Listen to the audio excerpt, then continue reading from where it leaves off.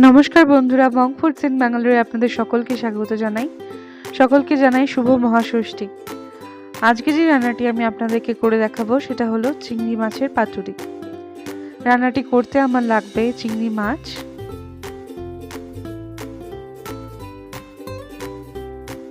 নারকেল, সর্ষের তেল, নুন, কালো সর্ষে, সাদা সর্ষে, পোস্ত, কাঁচা লঙ্কা আর কলা পাতা। আপনাদের যদি আমার রেসিপিগুলো ভালো লেগে থাকে তাহলে অবশ্যই আমার চ্যানেলকে সাবস্ক্রাইব করবেন। এখানে আমি নিয়েছি 250 গ্রাম বাগদা চিংড়ি। আমি চিংড়ি মাছের মাথা, পা, লেজ আর খোলটা ভালো করে ছাড়িয়ে নেব।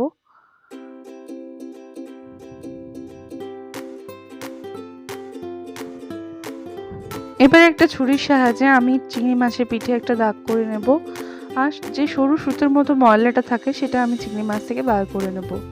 এটা খাওয়া শরীরের জন্য খুবই ক্ষতিকারক, তো সবসময় চিংড়ি মাছ আনলে আপনারাও এই পিঠে থেকে ময়লাটা বার করে নেবেন। তারপরে আমি চিংড়ি মাছটাকে ভালো করে ধুয়ে নেব। এখানে আমি নিয়েছি একটা গোটা নারকেলের হাফ। নারকেলের খোসাটা আমি ভালো করে ছাড়িয়ে নেব। তারপরে আমি ছোট ছোট টুকরো করে কেটে নেব। এবারে একটা মিক্সার গ্রাইন্ডারে আমি নেব হাফ চামচ হলুদ সর্ষে, হাফ চামচ কালো সর্ষে আর 1 চামচ পোস্ত। এবারে কুচিয়ে রাখা নারকেলগুলো আমি এর মধ্যে দিয়ে দেব। 3টে কাঁচা লঙ্কা। কাঁচা লঙ্কাগুলোকে আমি ভেঙে দিয়ে দিচ্ছি। এবারে দেব হাফ চামচ নুন। নুন দিয়ে সর্ষে বাটলে সর্ষে কখনো তেতো হয় না। এবারে এর মধ্যে একটু জল দিয়ে আমি এটার একটা স্মুথ পেস্ট বানিয়ে নেব। এবারে একটা মিক্সিং বলে আমি এই পেস্টটা ঢেলে নেব।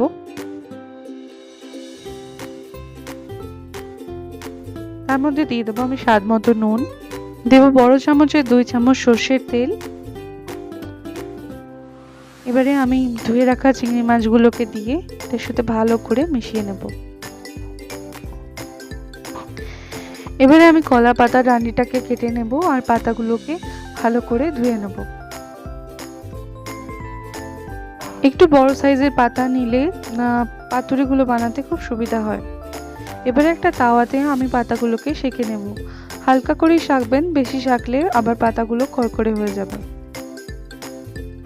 পাতাগুলো আমার খুব ভালো করে সেঁকা হয়ে গেছে। দেখুন পাতাগুলো ফোল্ড করলে পাতাগুলো ভেঙে যাচ্ছে না। ঠিক এতটাই আমাদেরকে পাতাগুলোকে সেঁকতে হবে।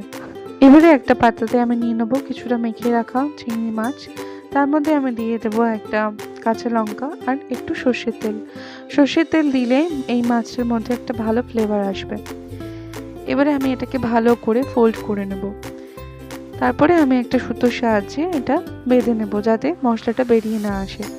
আপনারা চাইলে টুথপিকের সাহায্যেও এটাকে আটকে দিতে পারেন।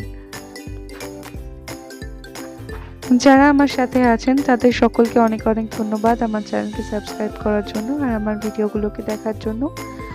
আর যারা নতুন আমার ভিডিও দেখছেন তাদের সকলকে অনুরোধ রইল, প্লিজ আমার চ্যানেলকে সাবস্ক্রাইব করবেন আর আপনার বন্ধু আর ফ্যামিলির সাথে শেয়ার করবেন। আমার পার্সেলগুলো বাঁধা হয়ে গেছে, আর যে এক্সট্রা সুতোটা বেরিয়ে থাকবে সেটা আমি একটা কাঁচির সাহায্যে কেটে দেব। তৈরি হয়ে গেল পার্সেলগুলো। এবারে আমি এগুলোকে ভেজে নেব। যেই তাওয়াতে আমি কলা পাতাগুলোকে সেঁকেছিলাম সেই তাওয়াতেই আমি দিয়ে দেবো বড় চামচের 2 চামচ সর্ষের তেল। এবারে তেলটাকে আমি ভালো করে গরম করে নেব। তেলটা ভালো করে গরম হয়ে গেলে আমি এর মধ্যে পার্সেলগুলোকে বসিয়ে দেব। যে দিকটা মুখটা খোলা থাকে সেদিকটা আমি তেলের দিকে দেব। এবারে আমি একটা ঢাকনা দিয়ে ঢাকা দিয়ে এটাকে 5 থেকে 6 মিনিটের জন্য লো হিটে এক এক দিক কুক করতে থাকবো। আর মাঝে মাঝে ঢাকনা খুলে আমি এটাকে উল্টে নেব। এই রেসিপিটা একবার অবশ্যই আপনারা ট্রাই করে দেখবেন আর আমাকে কমেন্ট করে জানাতে ভুলবেন না যে কেমন হয়েছে। আর আপনাদের কাছে যদি কোনো রেসিপি রিকোয়েস্ট থাকে তাহলে সেটাও আমাকে জানাবেন।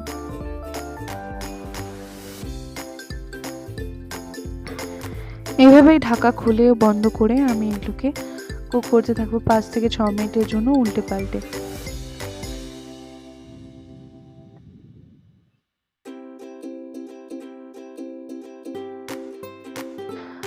পার্সেলগুলো যখন কুক করতে করতে খুব ভালো করে ভাজা হয়ে যাবে আর এটা থেকে একটা খুব সুন্দর গন্ধ আসবে, তখন আমি এটাকে কড়াই থেকে নামিয়ে নেব। ব্যাস তৈরি হয়ে গেল খুব সুস্বাদু একটি রেসিপি, চিংড়ি মাছের পাতুরি। আপনারা বাড়িতে এটা অবশ্যই একবার ট্রাই করে দেখবেন, এটা খেতে খুব ভালো লাগে গরম ভাতের সাথে। আমি এখানে একটা পার্সেল খুলে আপনাদেরকে দেখাচ্ছি।